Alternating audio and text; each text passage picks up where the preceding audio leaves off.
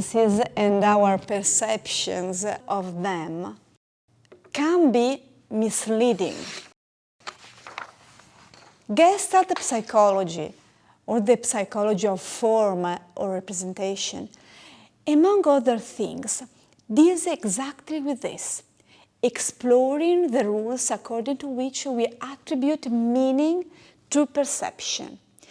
Gestalt psychology was born in Germany at the beginning of 1900s, but it continues to this day to strongly influence educational theory. In particular, it was very important for Kolb.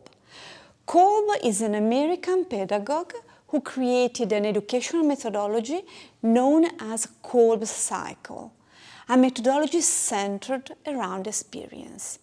In the classroom we were observing, we saw exactly this, a trigger for learning starting from an experience.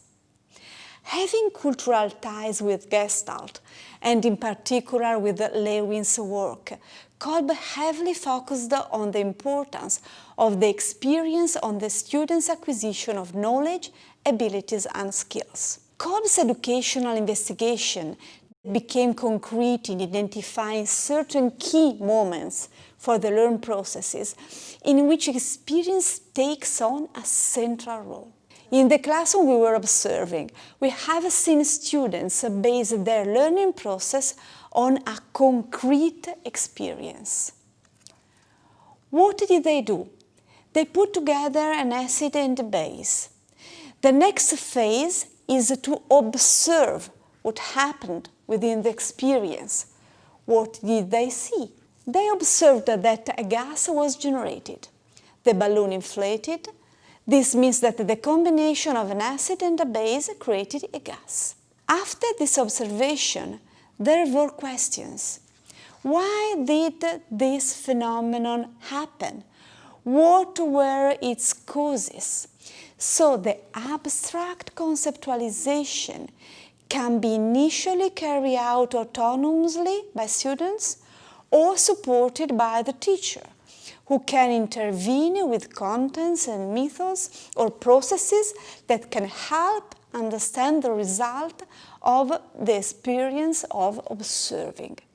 After this abstract conceptualization phase, we can begin the active experimentation, which means to apply what has been internalized from the rationalization of the experience and from the investigation of the theoretical background that lies behind the first concrete experience, that is then applied in a different or perhaps more general context. Something that is very interesting in Kolb's vision is that his sequence is not necessarily mandatory, in the sense that his consideration is there are 4 very important components in the learning process, but in reality, this process can begin from any of the points in the Kolb's cycle. Starting from real experiences that can be carried out in classrooms or in labs, or even at home or in the outside world, can be helpful